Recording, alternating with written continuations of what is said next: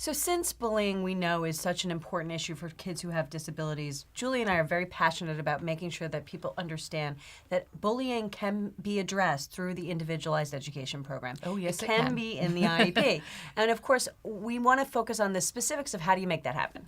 Right. And I can't tell you, Jen, how many times, which is probably one of the reasons I'm so passionate about this, that I've been at IEP meetings with families and we bring up the concern of bullying and teams stop us cold and say, I'm sorry, this is not an IEP issue.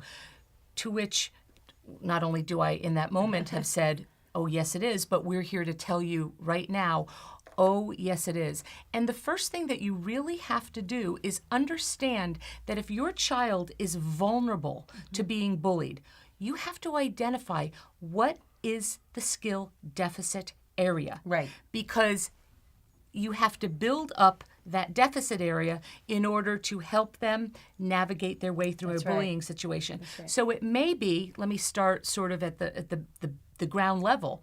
It may be as elementary as a child not being able to identify when they are being bullied. Right. So what does it look like to be isolated? What does it look like to be shunned? Right. What does it look like when somebody's calling you a name, but you may not think that you're not understanding what they're calling you to be an insult? Right. And many of my clients are targeted, and they may not even understand that they're being targeted.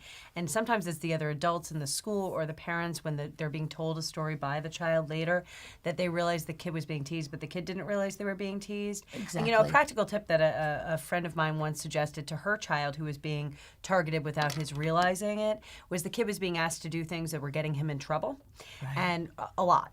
And I thought this was a great tip that she gave him, just a practical tip. She said, you know what, if somebody asks you to do something, you ask them to do it first, and if they don't do it, they're probably teasing you.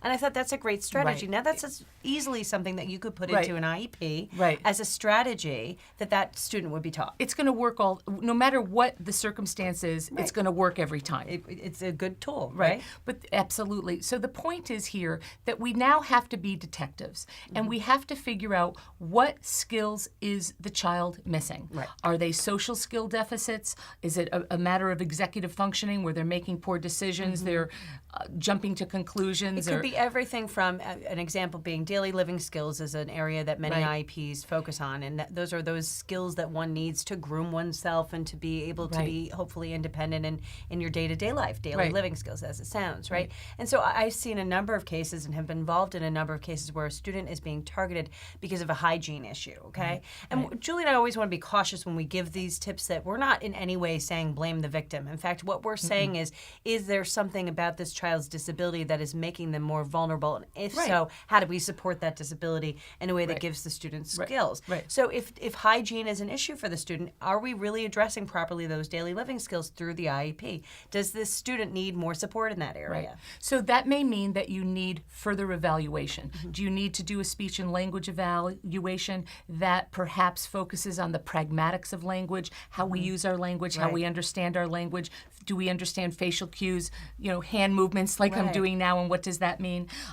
Might it be that you have to have, like you said, an evaluation on adaptive behaviors, which is, or adaptive daily living skills? So the team can sit down and say, where can we further evaluate to perhaps get to the bottom of why this child is being so vulnerable? And more importantly, once you've done that, now you're able to develop IEP goals that absolutely target those deficit areas. Right. So it's actually easier than it sounds, and very often we get this sort of negative reaction when we bring it up. But then once you start putting your heads together, there are really good, easy ways to incorporate some of these supports into a child's IEP, and you develop those goals and objectives, and you say, okay, we want this child to learn how to self-advocate. We're going to give this child tools to know what are appropriate boundaries in social relationships. And once you start thinking about it, it's actually easier than it sounds. Right.